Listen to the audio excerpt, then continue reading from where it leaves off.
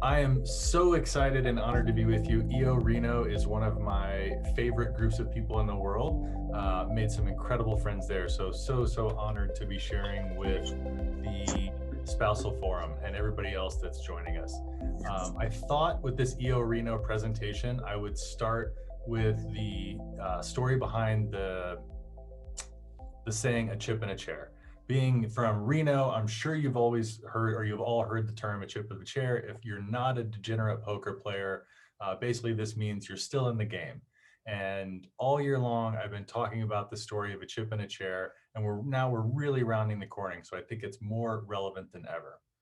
But basically, this means you're still in the game, and it comes from the 1986 World Series of Poker. Jack Treetop Strauss was in the main event, $10,000 buy-in, and he makes a bet. He pushes all of his chips in, and his opponent calls him. He loses that hand. He didn't say all in because verbal bets are binding. He just pushed his chips in. He gets up to leave, and one of his opponents notices that there's a single $500 chip tucked under the bumper in front of his chair. So he sits back down with that one single chip. He still has a chair. He's in the tournament, and he comes back and he wins the 1986 World Series of Poker, overcoming unsurmountable odds. That being said, I want you to gander at this number. If you think coming back with a chip in a chair is improbable, this number, 1 in 400 trillion, is what science says is the current probability that you have a life, that you exist on this earth. And that is basically, not basically, that is taking the number of sperm the average man is born with times the number of eggs the average woman is born with, and you get 1 in 400 trillion. That does not factor in the fact that there were 6 billion people on this planet that had to come together to give you this 1 in 400 trillion shot. That doesn't factor in your grandparents, whatever your personal spiritual belief is. So the fact that you are sitting in this chair right now, you have won the biological lottery. It's truly incredible. And now that you have that burden of knowledge, that scientific data, contemplate this. Imagine that your last day on earth, the person that you became will meet the person you could have become. And I'll repeat that. And for many people, the saying is actually hell on earth. Hell is that on your last day on earth, the person you became will meet the person you could have become. Those of you as husbands or friends of mine that have been to Burning Man know I could have potentially been this guy, but I chose a different path. I did not want to be somebody with no potential staring at somebody that could have had an impact on the world. So through a lot of work personally, I did something that you're going to find on page 73 of your journal. It is your Iki Guy.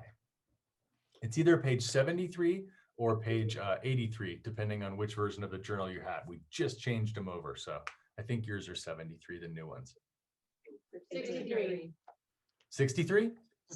Yeah. Okay, sorry, yours are the new ones. You've got the orange. Somebody has an orange one you just held up, right? Yep, okay, yep, perfect. Yours are the new ones. So Iki Guy, you're going to come across this organically, but this term, this is a life-changing Japanese word. It means life's purpose. This word is so powerful. In the small island of Okinawa, where most of us think about like the Karate Kid, Daniel-san, bonsai trees, what's truly magical about Okinawa is that they have the most people that live to be over 100 years old.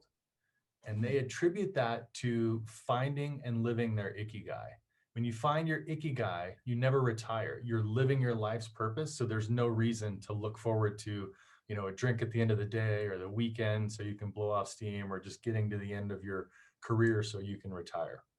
And Ikigai is at the center of 4 things. It's what you love, what the world needs, what you can be paid for, and what you are good at. And I am a perfect example of this. For 24 years, up until literally last week, I ran a digital agency, Zenman. We were good at it. We got paid a lot of money for it. I don't actually know if the world needs me to sell more Frontier Airline tickets or Lumineers tickets. It's been fun, but it's not really what the world needs. So I have shifted. I've sold my agency. I created this. And I am so passionate about this. To give you an example, I had a talk scheduled for last week with over 1,000 people attending, and I showed up in the wrong room, and there was one random woman there. and I was giving her my best presentation, like it was the largest keynote I'd ever done, because I don't care if it's just one person. If Susan's the only person that shows up, Susan is going to get an amazing personalized presentation. I would shout this from the street corner because it is life-changing. Iki Guy is a Japanese concept. In the US, we're much more familiar with starting with why. What is your why? Simon Sinek's why. And most businesses have that defined, but most people don't have their personal why defined. Your why is not your business, and most of us look at it through the lens of what we currently do for a living, which is challenging. Your why is something more like this. To, and then the blank is the contribution you make so that, and then the next blank is your impact on the world. This is a simple formula. You're going to come across this in the beginning of the journal. I don't want you to feel like if you can't figure out your why in an afternoon over a cup of tea that you are a failure. I worked on mine for 2 years. I would actually recommend that your first 90-day goal is just contemplating your personal why or your ikigai. Really be thinking about these things. And it's challenging to look at it in a way that's not through a current career or a business, but a little pro tip here. Imagine how you would spend your time if you didn't need money. Or another one, if that's hard to contemplate, how would you spend today if it was your last day on earth? That's going to help you give you clarity if you're spending your time doing something that's really meaningful. Now, a lot of people ask, why do we have a journal instead of an app? It's so much easier. I carry my tablet, my device, my phone everywhere. And there are 2 reasons. The first one is by writing something down, you double the probability of accomplishing it. So whether that's a daily to-do, a 90-day goal, or even a bucket list item, writing down, I'm going to dive with great white sharks in South Africa, doubles my probability of accomplishing it. So why not do it at all of those different levels, on your daily level and your big dreams? Next, when you put pen to paper, when you do that tactile act, there's emotion that's transferred to the page from the pencil or pen to page. And whether that's helping you increase your probability of accomplishing it, or if it's releasing anger. There's a great exercise. If you haven't in Reno had the Hindu monk Dandapani speak, I highly recommend him. He has this letter writing exercise where you pick somebody that's wronged you, that's really hurt you, whether it's business, personal life, and you write a letter to them. And you use profanity, you state exactly what you want, how you feel. I can't believe you wronged me. You stole from me. You're such a bastard, or you did this, you destroyed our relationship, and really lay it all out. Nobody's going to read or see this letter. But the most important step is after you've written that letter, you burn it and you physically watch that paper burn. And part of that anger is going to go with it. Buddha said, holding on to anger is like holding a hot coal waiting to throw it at someone. You are the one that's being hurt. So go through that burning exercise. And if you do it over the course of a month, maybe 6 or 7 weeks, that final letter you'll write, it's truly magical. It will be from a different place of empathy. You'll be like, I'm sorry that you were in a place in our life that you made a decision to steal from me instead of our friendship. You didn't just come and ask to me. It would actually be a letter that you probably would be proud to share with that person. And most importantly, you've released that hot coal that's been hurting you. So we are going to start with a fun exercise. Turn to the first blank page in your journal if you're not already there, and write 2 words at the top. On the left hand, I want you to write the word start. And on the right hand, I want you to write the word stop. This list is powerful. This presentation is about leveling up your life, making 2021 the best year of your life. And in order to do that, I guarantee you, everybody in this call, myself included, there's a couple things that we need to start doing. Maybe it's start our day with some movement, yoga, going for a walk. Maybe it's start replacing my afternoon coffee with a tea. So write down what you commit to starting and stop doing. The stop one isn't as fun.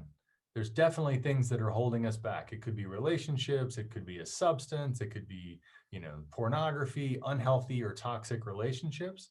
So think about what those things are that you're going to stop doing. Pro tip here, if when I said stop list, there was something that popped into your mind like, oh, I don't want to write that on there, That is the number one thing you need to write on this list and change. Now, ladies, you mentioned wanting to hold each other accountable. You know each other really well, you're in forum.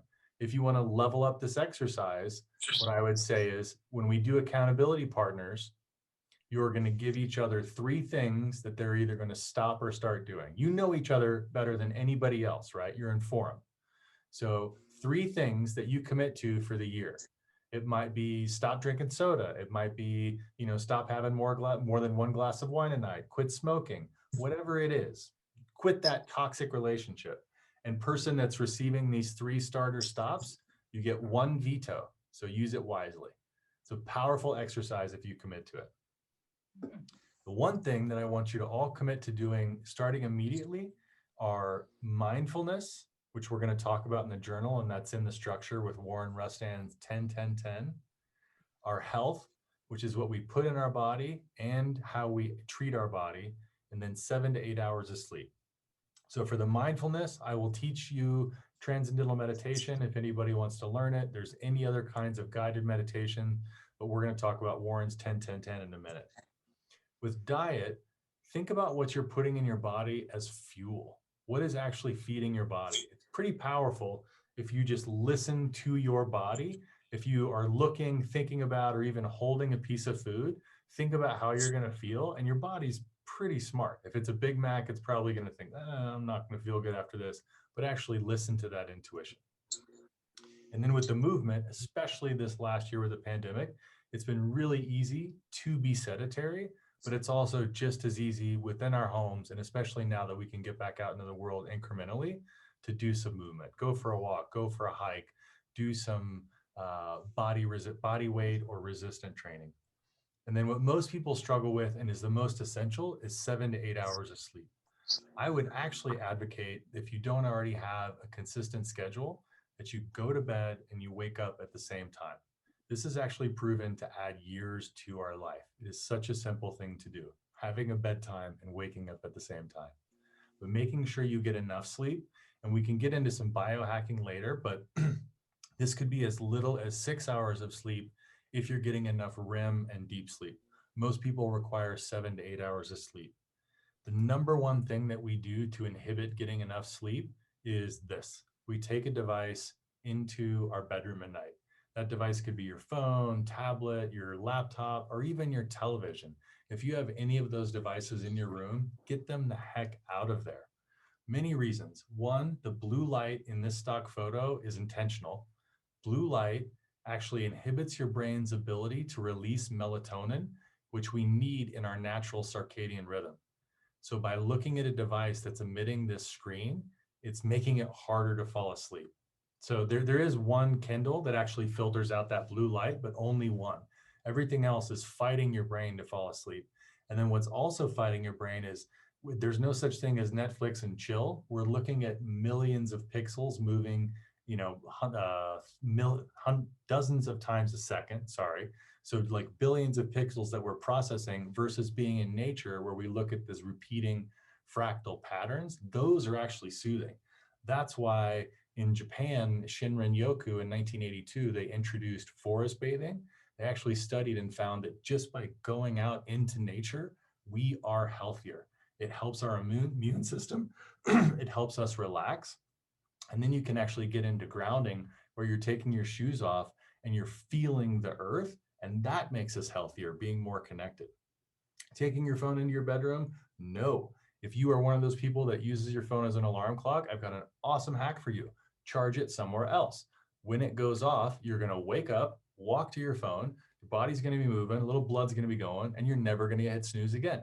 So set your alarm for when you need to get up, and that's the time. And when you get up, I want you to start your morning with Warren Rustan's 10-10-10.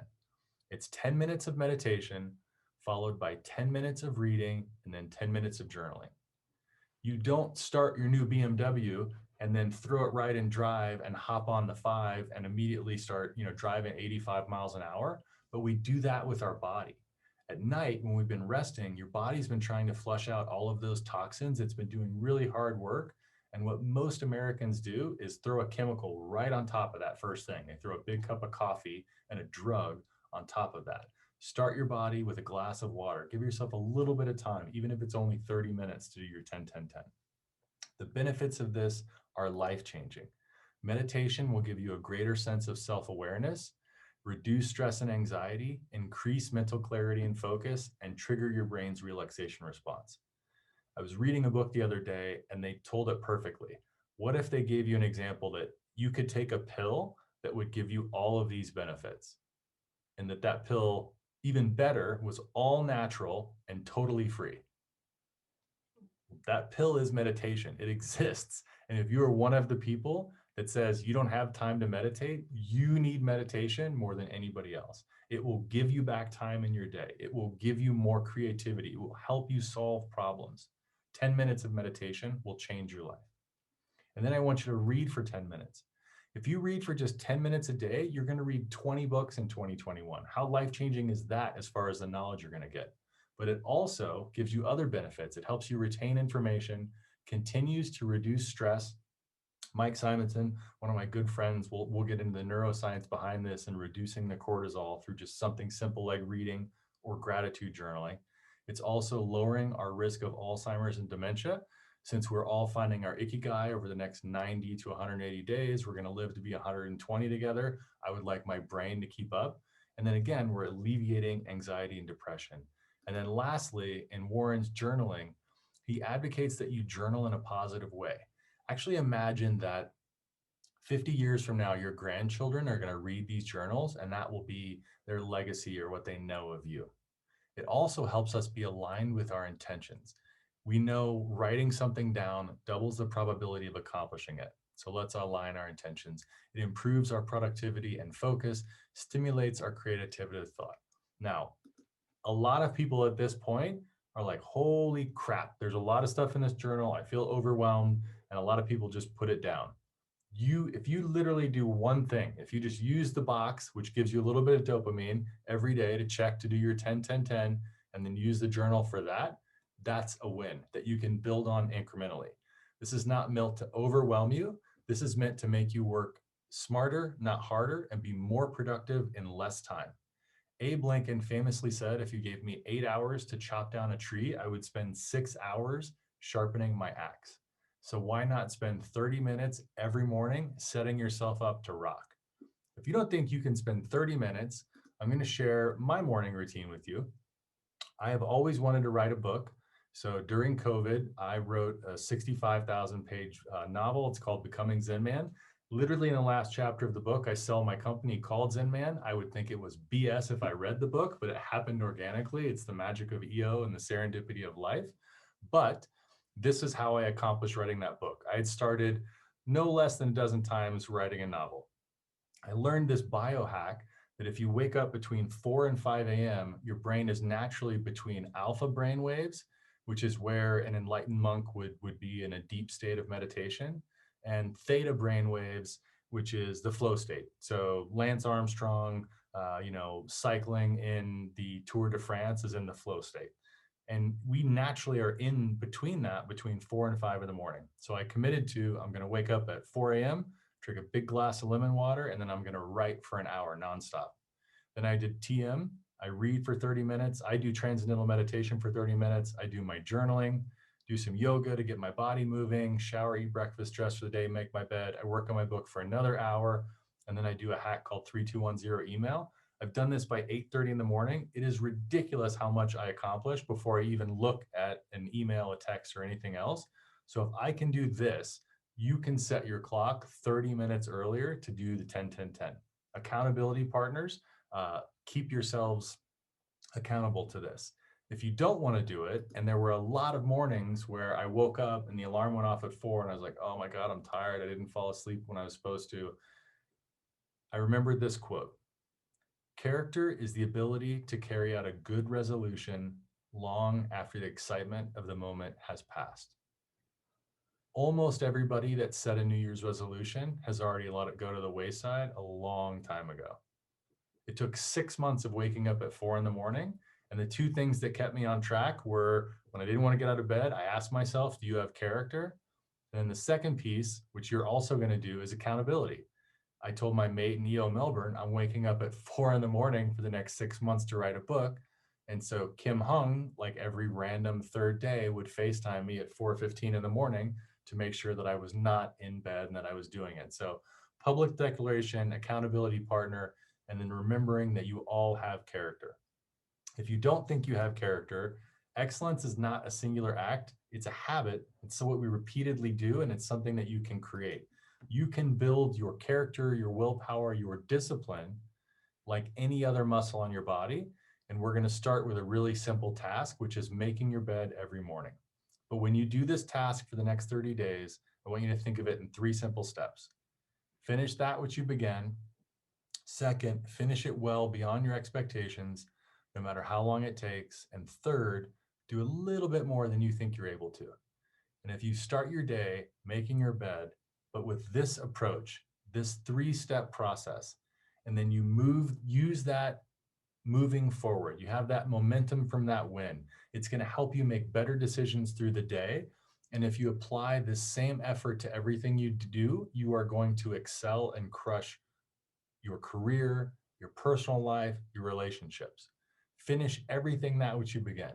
Finish it well beyond your expectations, no matter how long it takes, and do just a little bit more than you think you're able to. The way we achieve enormous feats is by setting smart goals. One of the things that I took away from EO, which was life-changing, is that we are like a 3-legged stool. We have a career, we have our personal life, and we have our family and our relationships.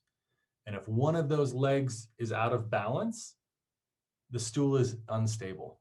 If 2 legs are out of balance, we're going to fall over. And if one leg becomes out of balance and it stays that way, I think it just kind of continues to get short until the stool falls over. So we have to work on all 3 of these things.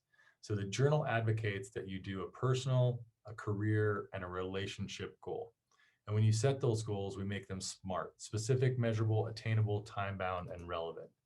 The structure that we have in the journal is really simple. You pick those 3 goals, you state that goal. What is the single most important thing you need to accomplish in each of those 3 categories over the next 90 days? And then create a roadmap. What needs to happen and where? And we're going to be checking in every single week and making sure we're on track, we're hitting these milestones, that we're going to achieve these goals. And then the most important part is actually the visualization. Visualize achieving this goal and how it's going to feel. We do no more than 90 days. I'm a huge fan, obviously, of scaling up, Burn Harnish, but also of EOS Traction. And they both align with this 90-day span, because that's what we have in attention. 3 months as humans, that's really all we can focus on. So if we set goals longer than that, we need to break them up. Also, no more than 3 goals. We created that roadmap. And then daily MITs we're going to get into. And if you follow this structure, truly anything is possible. I wanted to do stand-up comedy. So I figured I needed a destination, I needed a coach, all the tasks I needed to do. How would this make me feel? I would be a better public speaker, and I would complete a lifetime goal of making people laugh by doing stand-up. And I used the journal, and after 10 weeks, I did 15 minutes at Caroline's in Times Square as the biggest comedy club. Only because of EO was I allowed to even be on stage. But I can tell you that the first time everybody laughed, it felt like hitting the game-winning shot in like Game 7 of the NBA Finals. It was amazing. When the world opens back up, if anybody wants to do the CEO Comedy Challenge with me, I will totally do it again. I think they're going to do Vegas too. The way that you accomplish those goals is by daily progress. I am not a fan of the book The Secret, not because I don't believe in the quantum, visualization, law of abundance. I believe in all of those things, but I think that the thing that The Secret leaves out is that you've got to get your hands dirty, roll up your sleeves, and do the work to accomplish these goals, right? And the way that you accomplish that is by making daily progress. So today or tomorrow is day 1 of week 1. And there's a very specific structure to these day pages based on neuroscience. Top, gratitude. I want you to start every day with 3 things you're grateful for. A couple pro tips here. Don't repeat things. That my family is healthy is a great thing to be grateful for, but if you continue to repeat that time after time, you're going to have a diminishing return on that oxytocin that you're getting, that chemical that's making you feel better. Second, I want you to be as specific as you possibly can. I cheat and I use the number 2 gratitude here for like the last 6 months because it's such a good example. But I said I was grateful for camping this weekend with my son Quinn at the Crystal Mill, parentheses stargazing. The Crystal Mill, if you've not been, is the most beautiful place in Colorado. And when we were stargazing, my youngest son said, "Dad, this is the best moment of my life."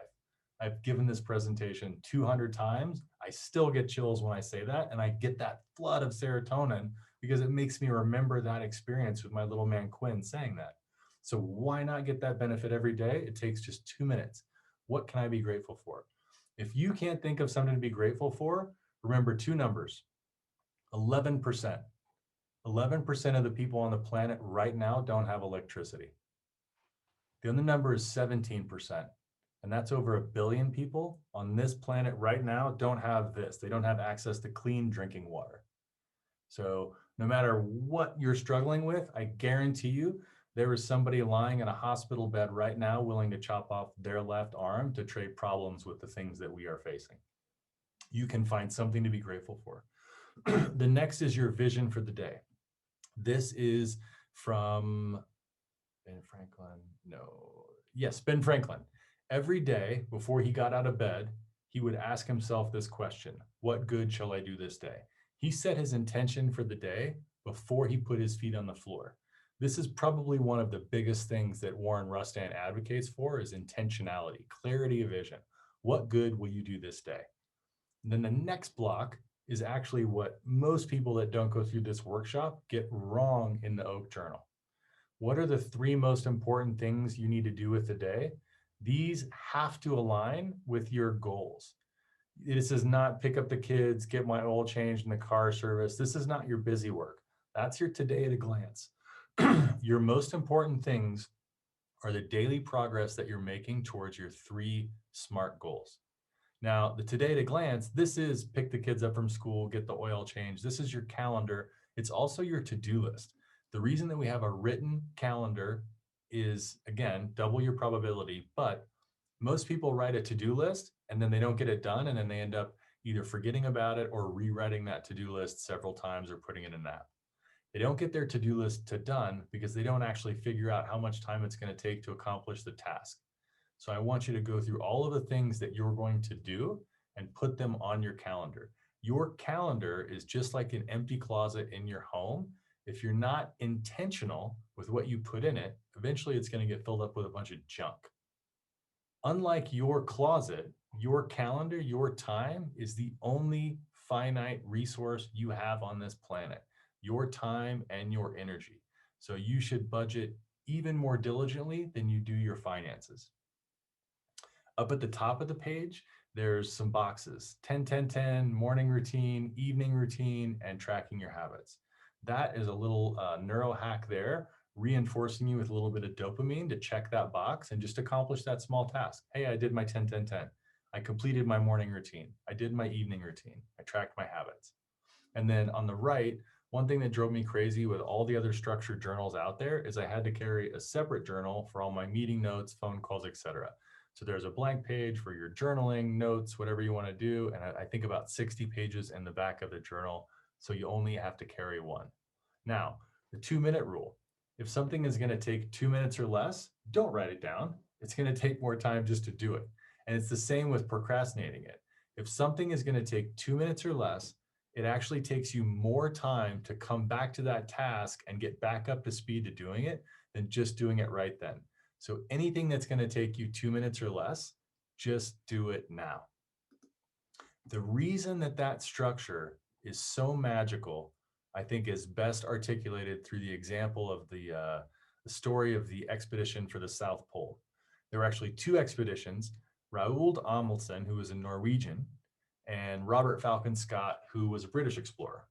And for all intents and purposes, they were equipped the same, they set off at the same time, but there was one key difference in their methodology and their mindset, and that was Raoul's mantra of the 20-mile march. Every day, no matter what, even if it was the worst possible conditions, they packed up base camp and they tried to go 20 miles. Some days they barely made it a mile. But the British had a different methodology. They would hunker down when conditions were poor, And they would wait for ideal circumstances and then try to make up for lost time, make up that lost ground. Not only did the Norwegians reach the South Pole 3.5 weeks before the British actually tragically perished on the return. So for them, it was a matter of life and death. And I would actually say for everybody here, it's the same, because tomorrow is not guaranteed. Today is a gift, and we are all so fortunate to be here, but we have no idea if tomorrow or next week we're still going to be on this earth. So I want you to find an accountability partner, pair up in your group in Forum. And what you're going to do is every day for the next 30 days, I want you to take a photo of the right-hand side of your page. So what are you grateful for? What is your vision for the day? And your 3 most important things. And then share that with your accountability partner. When you miss a day, and this is going to happen, ladies or gentlemen who are on the call, when you miss a day and your accountability partner misses a day, be kind to yourself. Just skip that day, turn the page. But remember the 2X rule. Any habit that you're trying to create or break, don't go more than 2 days. So give yourself permission. I'm doing Whole30, but tonight I'm taking the new owner of Zen Man to Sushi Den. So I'm going to break it and I'm going to have some carbs and some rice and I'm going to forgive myself. But tomorrow I'm not going to have the tiramisu when we go to dinner for the next night. So don't go 2 consecutive days. The same with the habit you're trying to create. You didn't have an opportunity to work out today. You missed your journaling. That's okay. Just don't go 2 consecutive days. We want to be creating those neural pathways and making them stronger. They're harder to continue building, but once you've got them created, there's neuroplasticity. You can change. You can teach an old dog new tricks. You can teach an old human a new language, music, complex theory like programming. We can learn if we apply ourselves. At the end of every week, this actually, I think, is probably the most powerful part of the journal. We have a positive psychology exercise and then a weekly retrospective. So we're looking at how we are tracking for our 3 goals. You are writing them down and shading them in on a scale of 0 to 100%. Don't treat these goals like your college thesis. Don't wait until the last week to try to get it all done. 90% of the work exists in the last 10%. Start strong, get it finished, knock it out, be done so you can refine it, iterate on it, or be thinking about your next goal. So when you figure out where you're at, do some strategic planning, and then you're going to track 2 things. You're going to track the habits that you're creating. So your 10-10-10 would be a great habit to start creating for the next 21 days. But maybe it's drinking lemon water first thing, or push-ups or sit-ups. Whatever you want to do, set a goal. It doesn't have to be 7 days a week, but whatever that goal is, track it. And then the last piece, you're tracking how you feel personally, professionally, productivity, your physical and mental health. And this is really magical. As humans, if we're tracking something and it's low, we're going to do things to improve it. So I want you to really keep score. This isn't Trump, on the golf course and you're saying you're a 10 and you're not, and your business is not going to make payroll. Nobody's auditing this. But if you're honest with yourself and where you're actually at, and you see yourself scoring low repetitively, you're going to start to make changes. The best example of this, there's a woman, I designed this for EOers, for people that want to crush it in their business, start a new business. But one of my partners gave it to a woman that worked at the library. And through this retrospective, her life changed. She lost over 100 pounds. She redid her bucket list and sent me a letter. That gives me goosebumps as well, saying, I'm going to do things in this life that I never thought I could accomplish because I was so obese. And that change occurred because when she was looking back at how she was feeling, she was seeing times every week that her daughter would want to do something and she physically wouldn't be able to participate, even just dancing to like some shark song that I probably should know, Baby Shark, that Baby Shark song. She couldn't do like the whole YouTube. So through that, over the course of 5 journals, Jennifer's lost over 100 pounds, and now she's doing things that she was never going to accomplish, which blows me away. All of this is based on neuroscience. I'm sure most people on this call know our good friend Mike Simonson. His talk, Hacking Happiness, is in the bottom right-hand corner. I learned so much from Mike about these 4 hormones, these 4 chemicals in our brain. Serotonin, which is the joy, confidence, inspiration. Oxytocin, which is love. Dopamine, which is the feeling of winning and rewards. And cortisol, which is fear, anger, and anxiety. So cortisol was great for us to get that 1 in a 400 trillion shot of being born. Our ancestors needed to hear the bushes ruffling in the wind and get alert, thinking it might be a tiger that was going to eat them. And their body would fill with adrenaline, their pupils would dilate. And if it was a tiger, they could run faster than the people whose offspring didn't make it this many generations because they got eaten by the tiger. But now we are getting that same flood of cortisol. Our world has evolved faster than our brain. And so we're getting that same cortisol when we're late for a meeting or we're stuck in rush hour traffic. We're experiencing that fight or flight response, a life or death chemical in our brain over something that is not a big deal. And most people in EO, as Michael say, will live in this elevated state of dopamine and cortisol where we're eventually going to burn out. So through meditation, through gratitude, through reading, all of these things will help reduce our cortisol and elevate our serotonin, oxytocin, and dopamine. You can also really jumpstart getting that cortisol out of your system by the Wim Hof Method. The crazy Dutch guy here on the screen, if you're not familiar with him, he developed the Wim Hof Method, which is a combination of exposure to cold, breath work, and meditation. And through that, which is the breath work is actually an ancient Zen Buddhist breath work where he can keep his core body temperature. Even they've had him in a container of ice up to his neck for 2 hours, and it will not drop 1/10 of a degree. Also, this breath work boosts his immune system. So through this repetitive exposure to cold and the Wim Hof breath work, they've done tests where they've injected him and a group of people along with a control group with influenza and other viruses. And through that ancient Tibetan breath work, they're able to actually elevate their immune system and not get sick. He also holds several world records for small feats like swimming under ice for the longest distance, or he's run a marathon in the Sahara Desert without drinking water, and frequently takes people on hikes up icy mountains with nothing but shorts and tennis shoes on.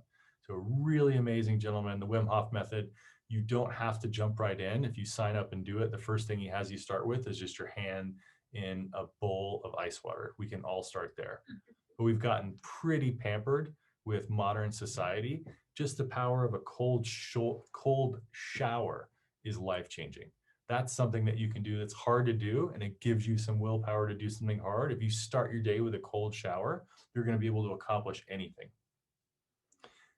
At the end of every week after that, we have a positive psychology exercise, and we're going to do one together as a group, and then I'm going to give you one that I'll leave you with. The first one is the 4 sevens. So I believe it's on page 117 in your journal. If you turn there.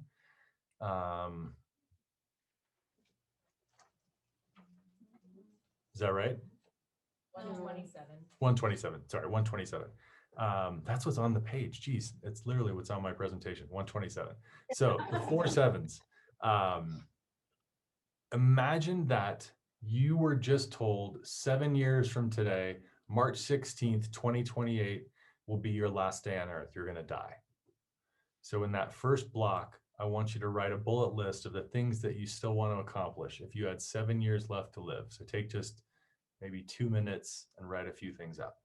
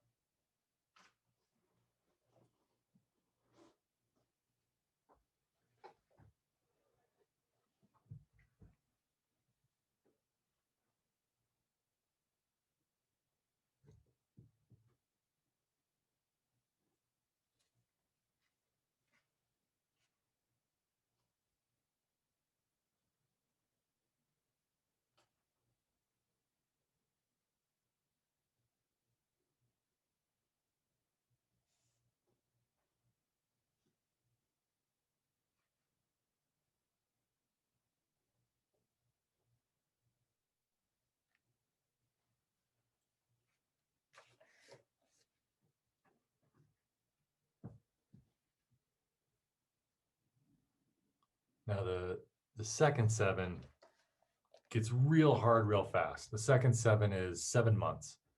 So now just over half a year left. How does that change your perspective? In that second block, write down how you would spend the next 7 months.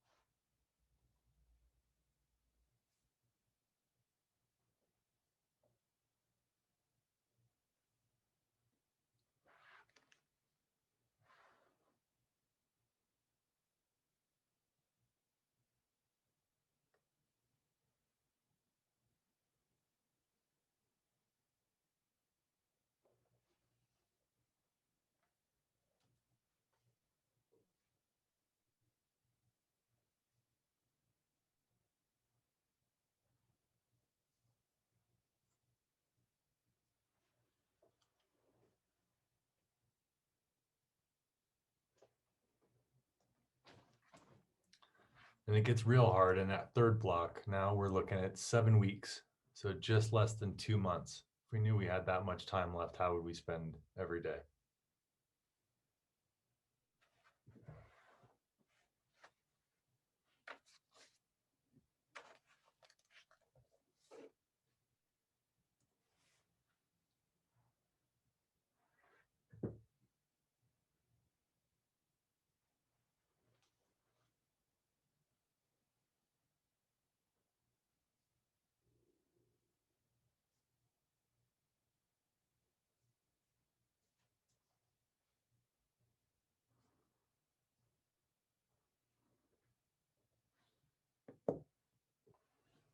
And then the last 7 is definitely the hardest. That's 7 days. So if we had 1 week left on Earth, how would you spend every hour, every minute?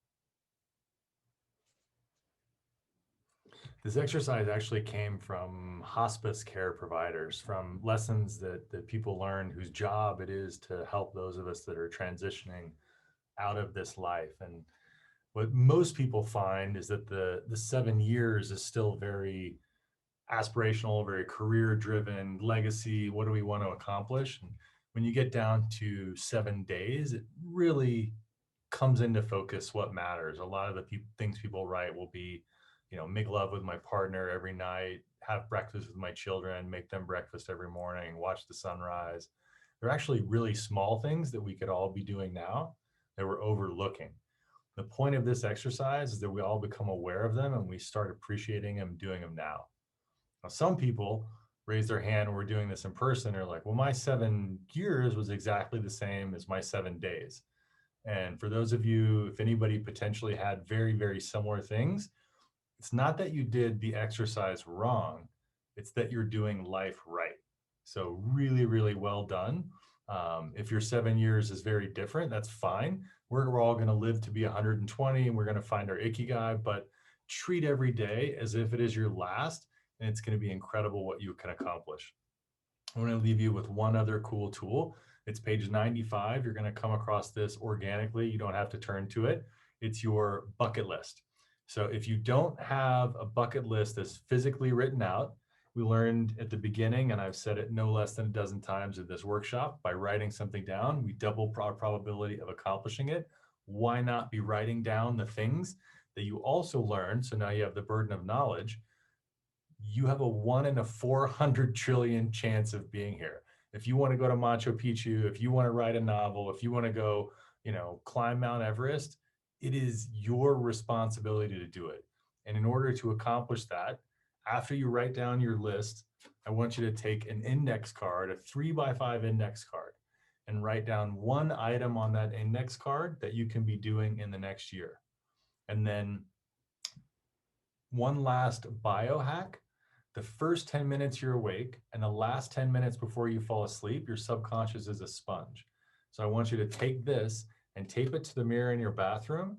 So the first thing you see when you brush your teeth in the morning, or the last thing you see before you get to bed in your night, is the bucket list item that you're going to be working towards. We're going to put that into your brain, into your subconscious, so that we're putting that out into the quantum field. We have that law of abundance and law of attraction happening.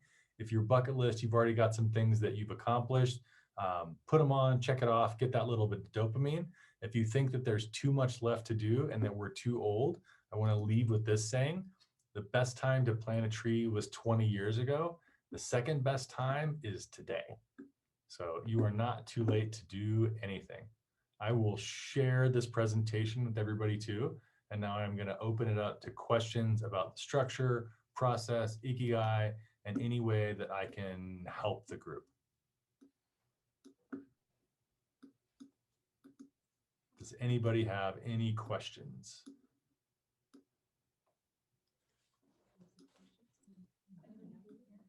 Yeah, Scott. Sorry about my voice. That was amazing. Really, really powerful. Do you have corporate discounts or anything on that? The only question is, where can I buy the Oak Journal? How many can I buy? And do you have any specials or anything? That was super, super powerful. I'm super grateful. Thank you. I would have never asked if you didn't said it, because I'm an EO and I love the non-solicitation. So you have to use the Google machine, but it's oakjournal.com. Also use the code EO. That is always the biggest savings that you can get on Oak Journal. We also do customized stuff, but I think there's a minimum order of 120. I will do this workshop for anybody in EO.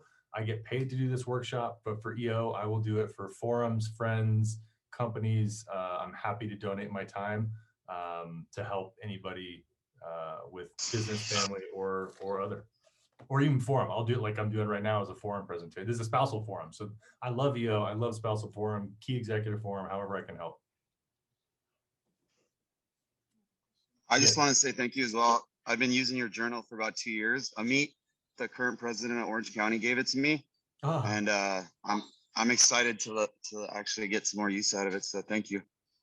Thanks, brother, and thanks for the video. I appreciate that. And so I saw that. Oh yeah, no worries. It's all good. I appreciate it. Thanks, Justin. Keith, thank you for your presentation. That was really helpful. I want to get my husband on this as well. I actually had a question about your routine. You mentioned that you wake up at 4, and I just out of curiosity, do you get your full 7 to 8 hours?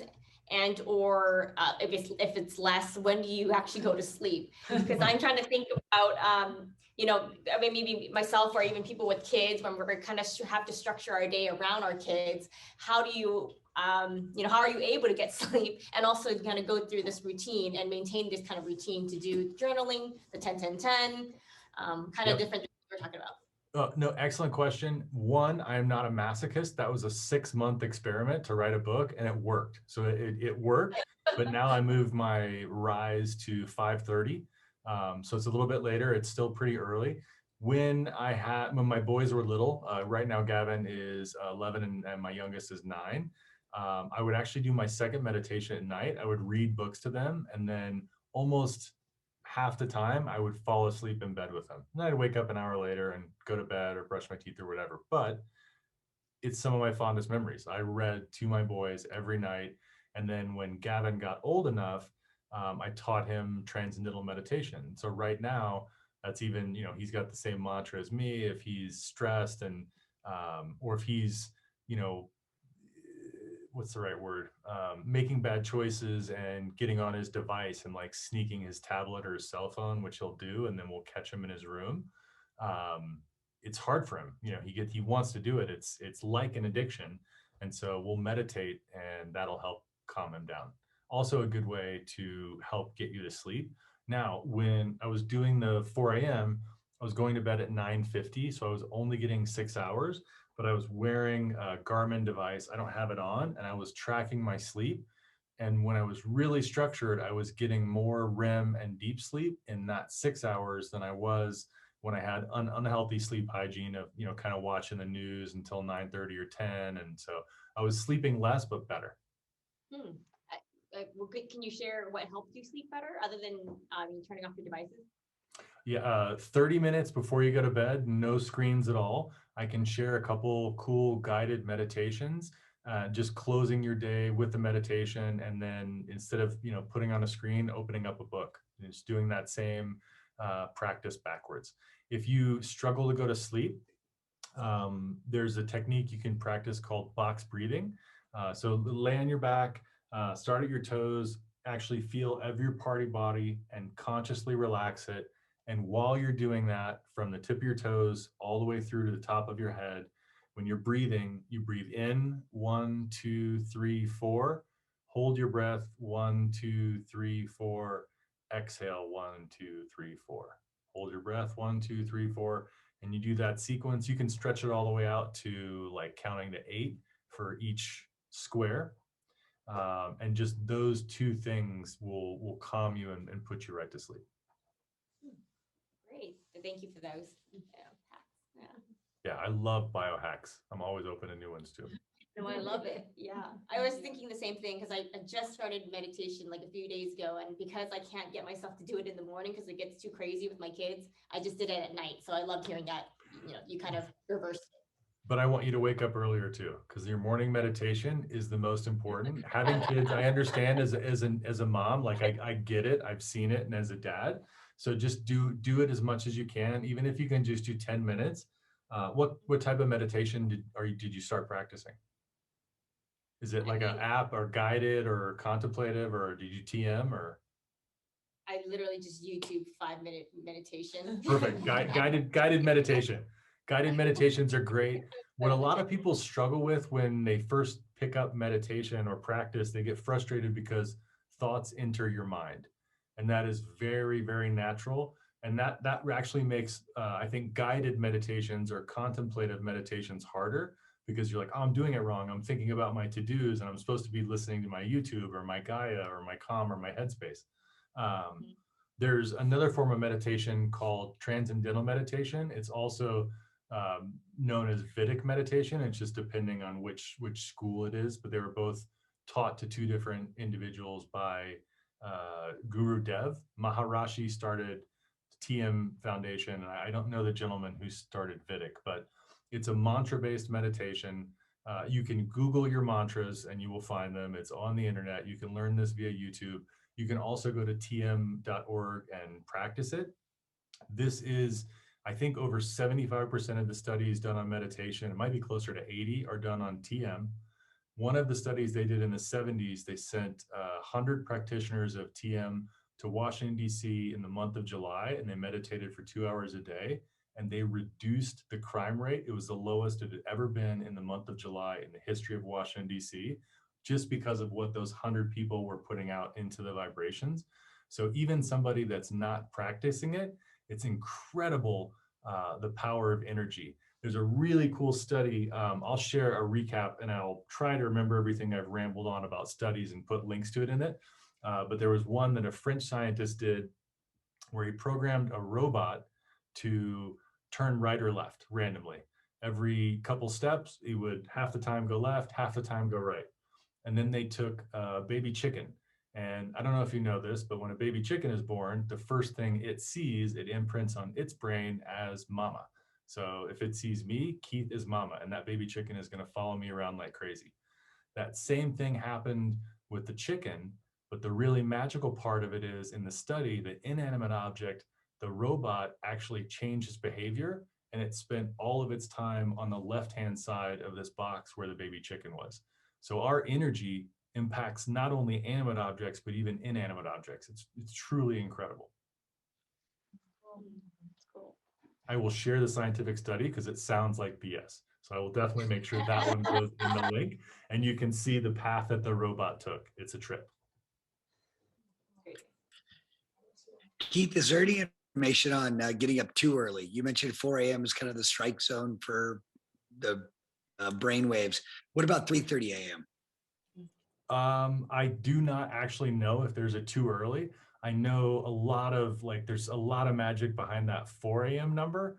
Even that was Michael Jordan's thing, was the 4 a.m. club. So before the Bulls had their normal practice, him, Pippen, Kerr, and a small group of the guys at 4 a.m. would get together and do an extra workout. I'll look into that because I don't know if there's a too early. I would say the answer is probably not, as long as you get enough sleep.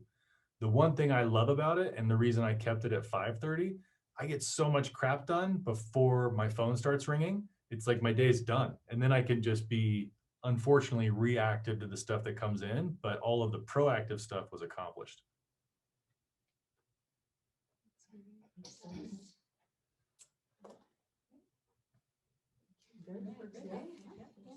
Thank Cool. you. Yeah. Thank you for having me. Yeah, everybody, I really appreciate it. If you need anything, please feel free to share. I'm in EO, my cell phone, my phone number. You can text me, WhatsApp me. I'm available to help anybody, anytime. If you're a masochist and you want an accountability partner, they'll be up your ass. I'll be your accountability partner. I have like half a dozen right now, so it's not that much work to send one additional text. Just send me an email and let me know you want to get on the train, and I'll be yours. But thank you for having me, ladies and guys. It was great to see you. Can you share your information? Someone share your information, or maybe you already have it. Let me put it in the chat for you real quick, brother.